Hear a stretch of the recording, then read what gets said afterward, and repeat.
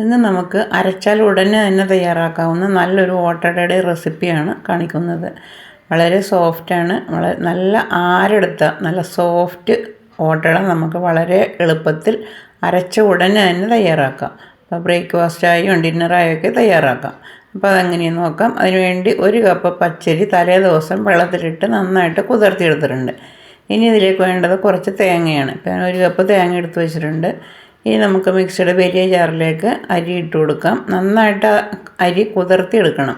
ഇനി ഇതിലേക്ക് പകുതി തേങ്ങ ഇട്ട് കൊടുക്കാം. നമ്മളെടുത്ത് വെച്ചിരിക്കുന്നതിൻ്റെ പകുതി തേങ്ങ ഇട്ട് കൊടുക്കാം.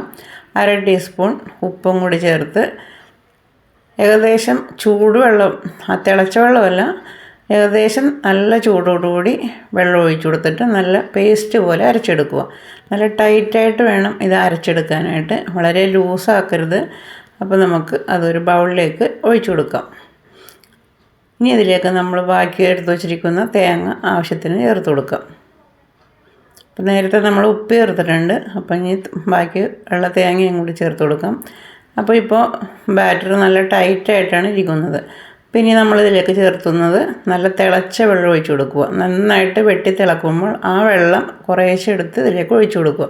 അപ്പോൾ നമ്മുടെ ഈ ബാറ്റർ നല്ല സോഫ്റ്റായിട്ട് പൊങ്ങി വരും.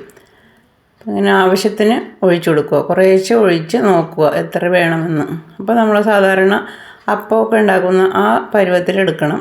അപ്പോൾ നമ്മൾ കുറച്ചും കൂടി ഒഴിച്ചിട്ടുണ്ട്.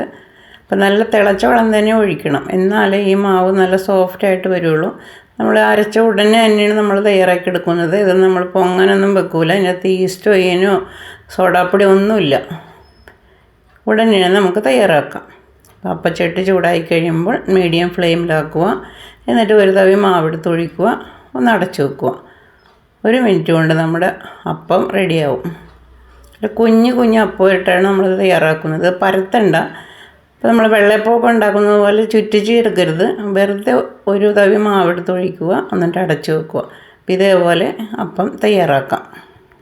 പെട്ടെന്ന് നമുക്ക് തയ്യാറാക്കി എടുക്കാനായിട്ട് പറ്റും. 1 മിനിറ്റ് മതി നമുക്ക് ഒരു അപ്പം തയ്യാറാക്കാൻ. നല്ല സോഫ്റ്റാണ്, നല്ല ആരെടുത്ത അപ്പമാണിത്. അപ്പോൾ നമ്മൾ പരത്തരുത്. ഇതേപോലെ ഒഴിക്കുക, അടച്ചു വെക്കുക. നമുക്ക് അപ്പം തന്നെ അപ്പം തയ്യാറാക്കി എടുക്കാൻ പറ്റും.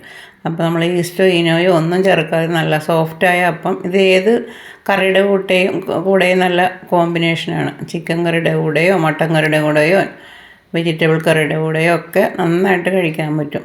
ഇനി കുട്ടികൾക്കാണെങ്കിൽ തേങ്ങാപ്പാലിൽ കുറച്ച് പഞ്ചസാര ഇട്ട് മിക്സ് ചെയ്ത ശേഷം ഈ അപ്പം ഇട്ട് ഒന്ന് കുതിർത്തി ഒന്ന് കൊടുത്ത് നോക്കും.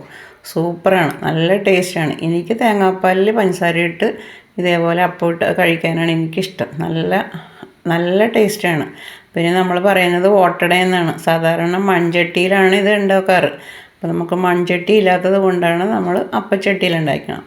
അപ്പോൾ മൺചട്ടി ഉള്ളവർ അതേപോലെ മൺചട്ടിയിൽ ഉണ്ടാക്കി നോക്കുക. നല്ല ടേസ്റ്റാണ്. അപ്പോൾ പെട്ടെന്ന് നമുക്ക് തയ്യാറാക്കി എടുക്കാൻ പറ്റൂലേ.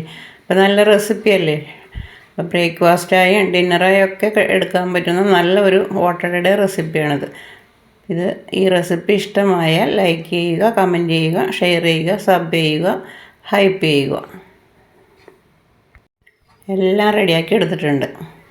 അപ്പോൾ നമുക്കൊന്ന് മുറിച്ച് നോക്കാം.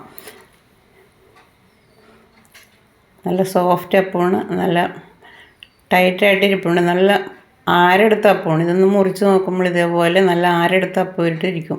അപ്പോൾ നമ്മൾ ശ്രദ്ധിക്കേണ്ടത് നല്ല തിളച്ച വെള്ളം ഒഴിച്ച് മിക്സ് ചെയ്യുക.